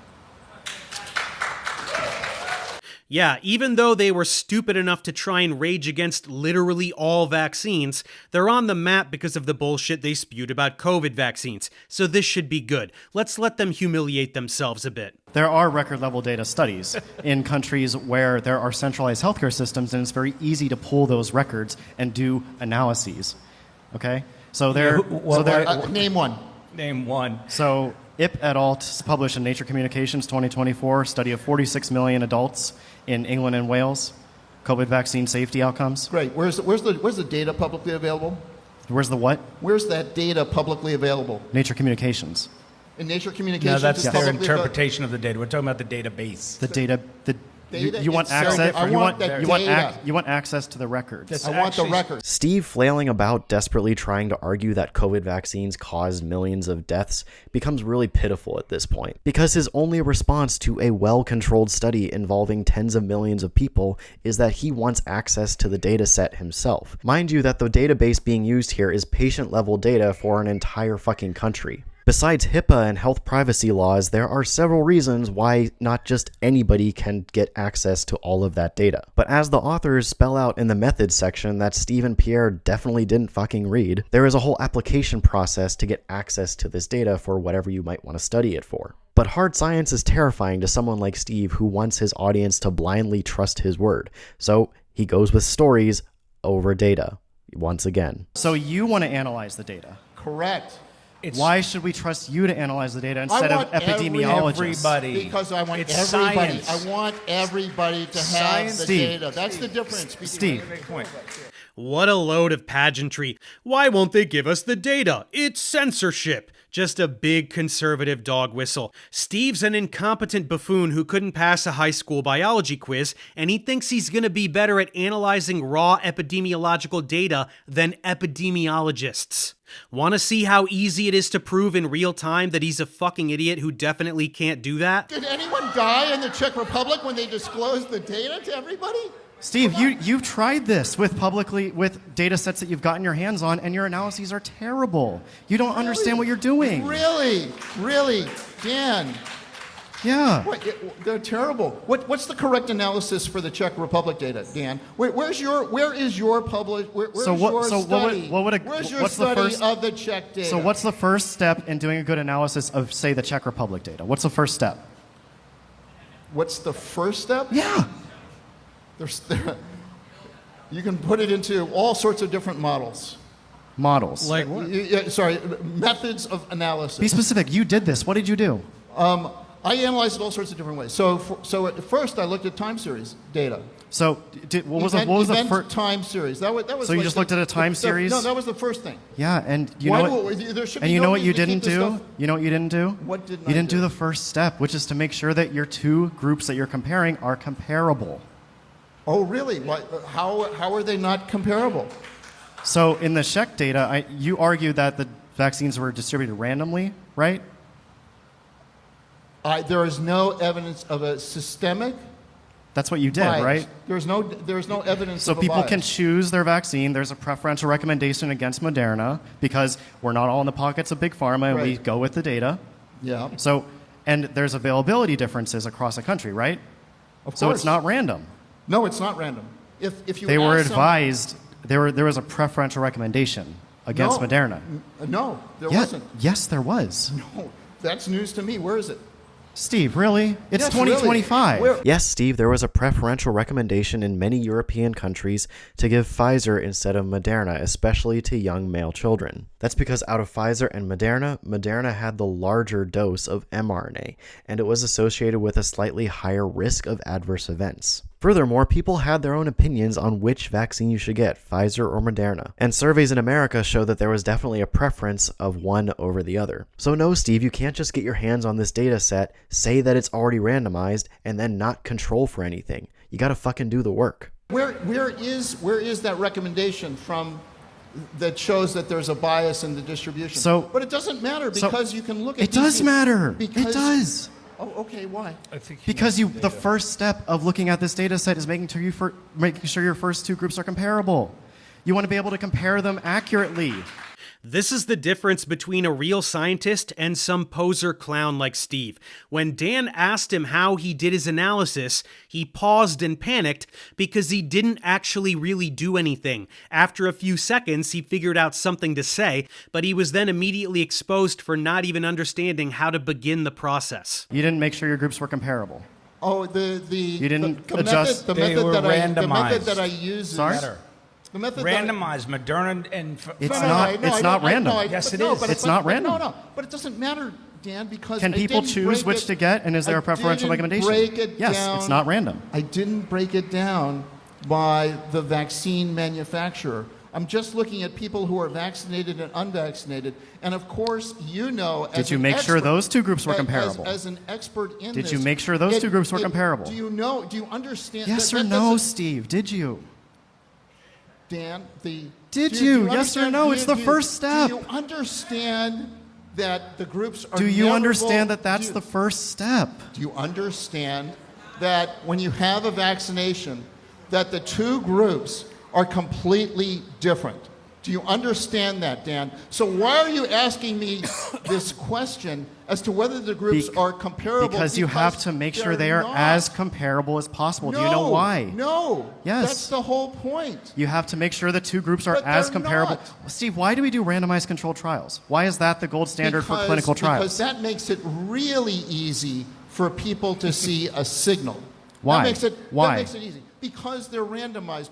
Exactly, Yes. because your two groups are comparable, Right. because they're So- random. So He just keeps digging himself deeper and deeper into this hole, and it's breathtaking to watch. Let's watch some more. So, Dan, when you don't have that available to you, you have Don't have to a- use don't- other techniques that normalize for the mortality of the two groups. Exactly, So that and you so can you make have them to comparable. you have to make sure that exactly So- you have to so- control for confounders. So Right, how did so, you, so the did you first do that? Step in the first step in the the first step in the algorithm is to make them comparable so How? that you can then compare them. How? You fit the slopes to the death curves That's of Steve. fixed cohorts. That's So, not Dan, not controlling for the confounders that would make the groups comparable. But it does. No, it doesn't. It does, Dan, because do you understand? You understand? It's Gompers' you mortality? versus the epidemiologists of the world on this, Steve. No. It's Epidemiology 101. Dan keeps shitting on him for several minutes, but we don't need to witness any more of it. Okay, maybe just a little more. This is not all I did. The first thing is to normalize the cohorts so that we take away the differences in the cohorts. And so what So I did. are you controlling for age, socioeconomic Dan, status, smoking All right. status? Tell me Are the you controlling negative for pre-existing control. conditions? Are you No, I don't controlling need for to. health-seeking No, behavior? All right, don't guys, need to. I think Don't need you to. guys. I have a negative Did control. you say you don't I need have a to? negative Did control. you just say you don't One- need to? Yes. Steve says you don't need to control for anything. Double-blind randomized controlled trials are the gold standard because they control for as many things as possible. But Steve doesn't need to control for anything because he says so. Astounding. Since the debate was dragging on, Travis decided to skip straight to the last topic, and that's the Ivermectin shit. Pierre's bread and butter. I put it up on a preprint server, and within 1 week, I treated my first patient with ivermectin. She'd been sick for 2 weeks, fever, fatigue, heart rate resting 120 in bed. She took ivermectin on a Sunday night. Within an hour, she felt flushed. She went to bed in the morning. Her heart rate was 80, and she was afebrile, and she felt energy, and she thought her life was saved. Okay, now it could be, remember that's anecdotal, so we should dismiss that. It could be that night, at that particular time, was when her disease was going to take its natural curve. Correct. Happened to me 5 more times that week. What was showing up in all the data we were accumulating was showing up in my clinical observations. Nope, zero data supporting anything he's saying. He's lying, which is why he has to throw some anecdotes in there. Now let's get to the big reveal. I testified before Ron Johnson, and that's when my entire career came to an end. As soon as I became an advocate for Ivermectin, which is a low-cost, off-label, widely available drug that's highly effective at a disease that they were trying to monetize with remdesivir, molnupiravir, and Paxlovid, suddenly all eyes were on me. And this joker wants to make fun of the fact that I lost my boards. He has no idea why. It's only because I was a truth teller trying to recommend for a medicine to help save everyone.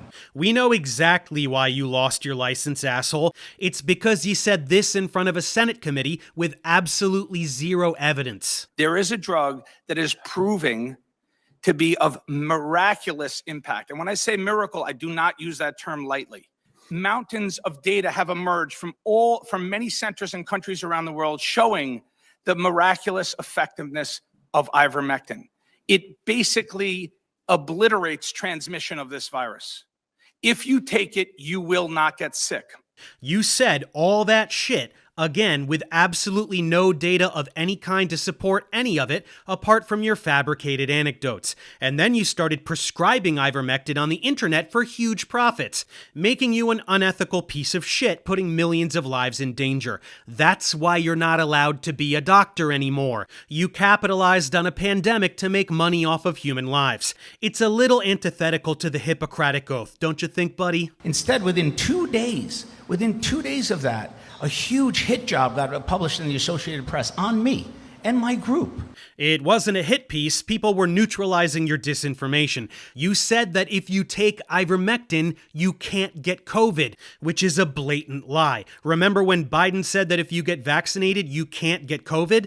That was a dumb thing for him to say because it's not entirely accurate. You were 90% less likely to get COVID, but there are a lot of factors in play. Presumably, he said it to encourage vaccination, even though it wasn't precisely true. But he's not a doctor. You were a doctor, and you said the same thing about ivermectin with exactly the same certainty, and ivermectin does absolutely jack shit to prevent COVID infection. Now you're perplexed as to why anyone would take issue with that? You're genuinely a moron, Pierre. I wrote a book called The War on Ivermectin. One of my colleagues could have written the book The War on Hydroxychloroquine because it was the same war, same tactics. Yeah, both of them are drugs that frauds like you pretended treat COVID when they absolutely don't. Why would the response from the legitimate medical community be any different? Think before you speak. Right? The big seven were the large, rigorous, prospective, double-blind, randomized controlled trials, which definitively proved that ivermectin was ineffective. And all I've done for the last 3 years is show all of the manipulations in every one of those trials. If those guys want to hold them up as facts and truth and science, I can't help them. We don't need any help, Pierre. We're going to ruin you with all of the science you're pretending is corruption because it undermines your entire grift. Look, it's a very simple thing to see what's going on here. He's right, it is a war, and it's a war against disinformation, and it's being perpetrated by this side. It's a very easy narrative to spin. Pharma wanted to crush the miracle cure. There's zero evidence that ivermectin treats COVID, and in fact, after his Senate hearing, if you take ivermectin, you won't get COVID. Fucking gets COVID, and then what does this pipeline lead to? All of these shady doctors setting up all of these, America's frontline doctors, Simone Gold, all these people prescribing ivermectin for people. It's not going to help them an ounce, right? And the narrative doesn't play because in the meantime, dexamethasone, there are other drugs that were repurposed and approved for treating COVID. So the entire narrative falls apart. There are cheap generic drugs that were repurposed and used to treat COVID. So his entire angle falls apart. There's no big pharma conspiracy. It's just a bunch of lying assholes trying to make money. Ask him how much he charges for telehealth sessions. Ask him how much he charges for a consultation. Him, Simone Gold, all of these people, it's just a bunch of quacks selling snake oil. That's all there is to it. In case you're not aware, Simone Gold is the heinous bitch behind America's frontline doctors. She made millions of dollars selling ivermectin online for exorbitant prices, often not even fulfilling orders, and with zero remorse for people's worsening conditions as they waited patiently for a drug in the mail that wasn't going to help them at all. By the way, she also served prison time for illegally entering the Capitol during the January 6th insurrection. These people, Simone, Pierre, and others, made a fortune off of the gullible public at the expense of their lives. They are the worst kind of humans. And yet some idiots in the audience are so incapable of seeing it that they have the balls to question my finances. Who pays me? Why do I need to be paid? Why do I need to be paid? What am I charging to watch my YouTube videos? Do you have to pay money to get free information? Yeah, it's really cute that you guys are going to lie, but you have fucking nothing to say to what I said. Dexamethasone, all of these other... Yeah, everybody has to make money somehow. I have a YouTube channel. It doesn't mean I'm charging exorbitant fees to sell snake oil that get people killed. Because people took ivermectin, did not improve, and by the time they got to the hospital, it was too late. Pierre Kory, you are responsible for thousands of deaths. You go on Joe Rogan and you tell the fucking world that ivermectin treats COVID. Hey. It doesn't, and this is what happens. From the audience. Liar is there. I'm sorry. Look at this worthless little weasel sit there and squirm while I inform his brainwashed flock about what he really is. But Dave, you earn money. Absolutely anyone who earns money is a shill. The mental gymnastics they will enact to avoid what's right in front of their faces is absolutely tragic. Their hero is a murderer who charges insane fees for fake medical advice that kills people. But Dave is the bad one because he has a monetized YouTube channel. Unreal. Steve and Pierre constantly are telling you that it's all suppressed data. Everybody is lying and wants to suppress the data but them. And when I will tell you that when I look at science history and I see true mavericks in the scientific field, what they do is they are rigorous with their work and they convince their colleagues first. They get data that their colleagues, their competitive nerds, cannot argue with, and then they go off to say, hey, I have a real result. But what Pierre did and what he mentioned in his congressional testimony in front of Ron Johnson was, I think, really irresponsible because he did not do that. You did not get the randomized controlled trials convincingly showing that ivermectin was what you said, a miracle cure for COVID. That was incredibly irresponsible to do without that data. At that time, you could have been right. You could have been right. We didn't have the studies yet. It was way too early. But yet you were there telling non-experts, politicians, that it's a miracle cure, while your colleagues were not convinced yet. That is extremely irresponsible. Never called it a miracle cure. It's verbatim a quote from you. There is a drug that is proving to be of miraculous impact. And when I say miracle, I do not use that term lightly. Miracle, miracle, miracle. And you also said if you take ivermectin, you can't get COVID. Did you say that in a Senate hearing? So I did, and first of all, I never said it was a miracle cure. I said these results are miraculous, and I don't want to be sensationalized for that. You said it obliterates COVID and that it's miraculous. And With it does. zero happens to have data, obliterated with COVID zero in evidence, Uttar Pradesh. no randomized double-blind control trials, nothing. There were randomized controlled trials at the time, and They were not. double-blind. Yes, there were. No. There were no Okay, so you convincing guys, the randomized ivermectin controls. There were trials. zero. Pierre is absolutely lying once again through his angry red face. Pierre gave his testimony to Ron Johnson where he claimed that ivermectin was a miracle drug against COVID on December 8th of 2020. You can go into PubMed right fucking now and look at ivermectin and COVID, search by clinical trials, and see that the first clinical trial for ivermectin was published in February of 2021. This entry in November of 2020 that you see here is just a protocol before the study was done. It is not the study results. So he absolutely made these claims with no evidence. And because he's clearly a very sensitive and salty guy,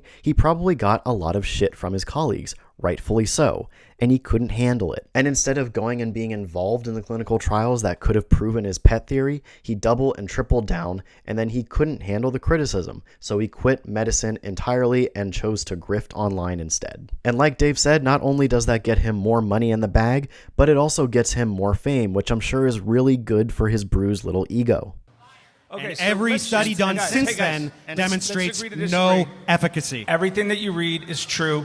They would never put something before you that's false. They would never want you to think that a cheap, safe drug is What's up with the other cheap, safe generics that the cheap generics that they did approve? Yeah, which ones are those? Dexamethasone. And what's the other? Tocilizumab. That's two. Really? Oh my God, we're undercutting you pharma can profits. get Cheap generics tocilizumab? repurposed. It was approved and repurposed for COVID use. Yeah, you know how expensive that is? It's only in the hospital. It's not an early treatment.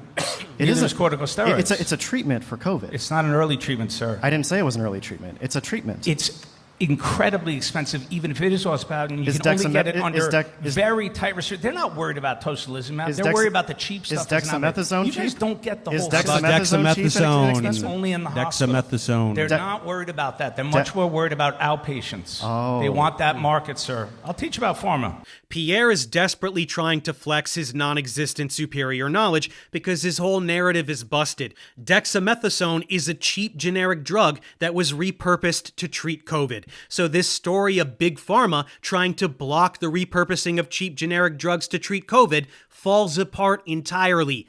It happened. It didn't happen for Ivermectin because it has zero efficacy in treating COVID. End of story. And all of the dozens of papers indicating this are evil and corrupt and full of lies because Pierre says so. Ivermectin Did they stand to gain a lot of money? Simone Gold made a lot of money selling Ivermectin. Simone Gold made fucking millions a lot of manufacturers hawking around the world Ivermectin. made a Isn't lot of that money interesting? And helped a lot of people.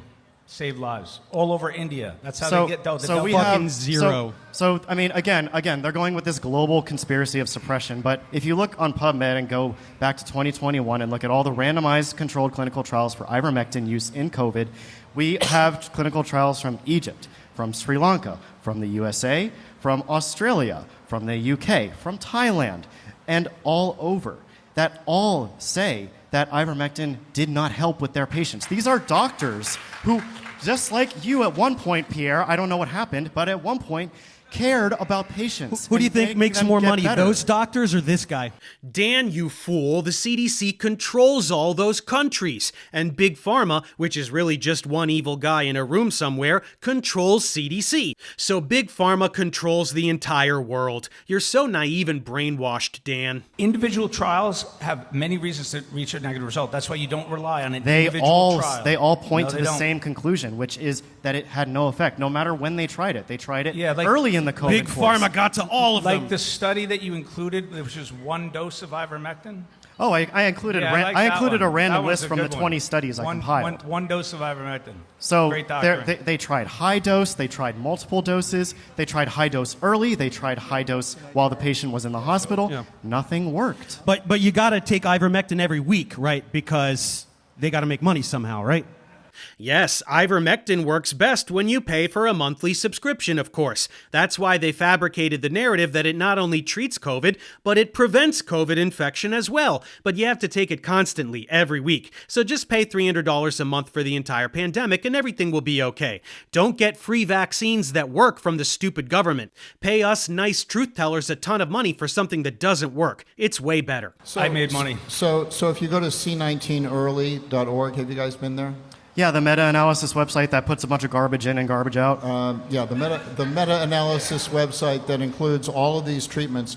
You know what treatment is listed as number one most effective? So what is the meta-analysis including? Because you know that a meta-analysis is only as good as the data you put into it. Yeah. So they try to track every study that was done.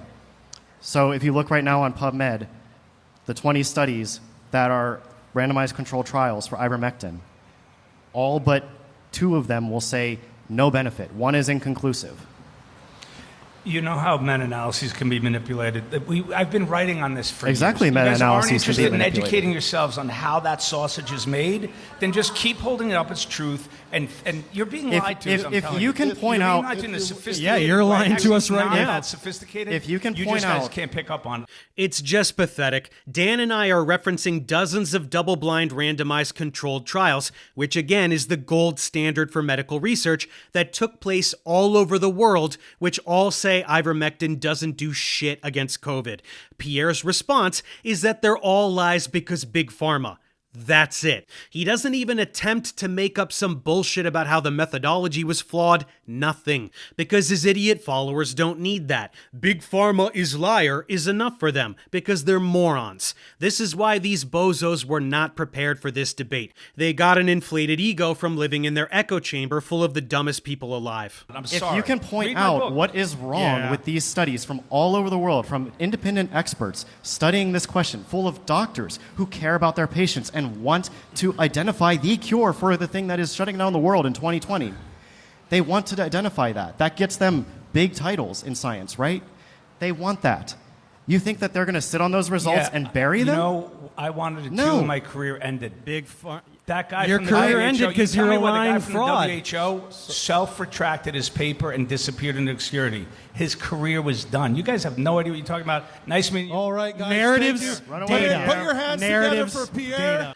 And there's the rage quit. We are stupid butthole shills that don't know what we're talking about, and Pierre is the poor, brave, victimized doctor who lost his career for speaking out against the big bad system, even though we just mopped the floor with both of these jerks for 90 minutes with facts and basic logic. Steve and Pierre left the event in a hurry with their multiple armed bodyguards, as though it wasn't Dan and I who were the ones in actual danger, since their fans are fucking lunatics. In fact, one of them got in a shouting match with me and told me he'd be waiting outside to beat me up. Empty promise, I guess. Dan and I stuck around to meet the smart people from the audience, made some nice connections, and that was that. If you're curious as to how Pierre and Steve are taking this complete annihilation, check out this pathetic cope session. At the end of the debate, almost the last thing that one of those schmucks said is he called me and Steve assholes. A-holes, I remember very And vividly. you don't know what was going through my head. I literally quickly did the calculations of whether to go over and fucking pop him. Literally, I was this close to just going over, either popping him or just kicking the chair out from him and giving him a little kick in the head. This is how I am. And I just said, easy, easy, easy. Get the hell off this stage. Get out of this place. And that's what I went with. But I literally was going to lose my mind, Olivia. Lose my mind. I had to go on a stage where I had to. Some schmuck who's like a high school biology teacher called me an asshole. Yeah. It was insane. I So all I almost- know is I got through it. I didn't kill anyone. Yep. And I'm just going to move on with my life. Yep. I almost did that for you. I came really Yeah. close to like just stepping in. It was the most disrespectful part of the evening. It's ridiculous. But anyway, I didn't kill anyone, and I'm glad. I'll just keep going with my life. Yes, Pierre, when you're losing a debate, physical violence is the best way to turn it around. Next time, go ahead and take a swing and pop your hip. That'll be funny for everyone to watch. Calling you both assholes is the understatement of the century, you pearl-clutching wastes of human life. You tell lies that kill people, and you should be in jail. Now more people know that than ever, thanks to me and Dan. Those of you who know me well are aware that this was actually only my second live debate, the first being the Circus Sideshow with James Tour. And there were a lot of similarities. A split audience of brainwashed idiots and the educated, my opponent engaging in theatrics, baseless narratives, and histrionics, although this time nobody shrieked in my face while holding a piece of chalk. But I will say that this debate was even more one-sided than the one with James. James was able to muster up a few dumb stunts that were transparently pathetic to anyone with a brain, but they were very effective for maintaining his brainwashed flock, like drawing amino acids on the chalkboard for no reason and pretending I was supposed to draw something too. They fell for it hook, line, and sinker, but Steve and Pierre were completely impotent in comparison, slouched over, totally defenseless, and they really just let us walk all over them. I was actually surprised at how easy this was, which is very encouraging, because if it was this easy to ruin huge names in the anti-vax movement, think Think how easy it will be to dunk on random sheep who try to challenge us from the audience in any other city we go to. I don't know which other cities we will hit, if any, as nothing is confirmed at the moment, but if we do some more and we end up near you, please come out and support. We were outnumbered in New York and it still wasn't enough to help them at all, but an audience full of smart people is still always preferable and highly appreciated. So that's it for Steve Kirsch and Pierre Kory. For now. Like I said, these jerk-offs both deserve their own videos, exposing all of their fraudulence in extreme detail, and that's exactly what they're gonna get. So stay tuned for that. I'll see you next time.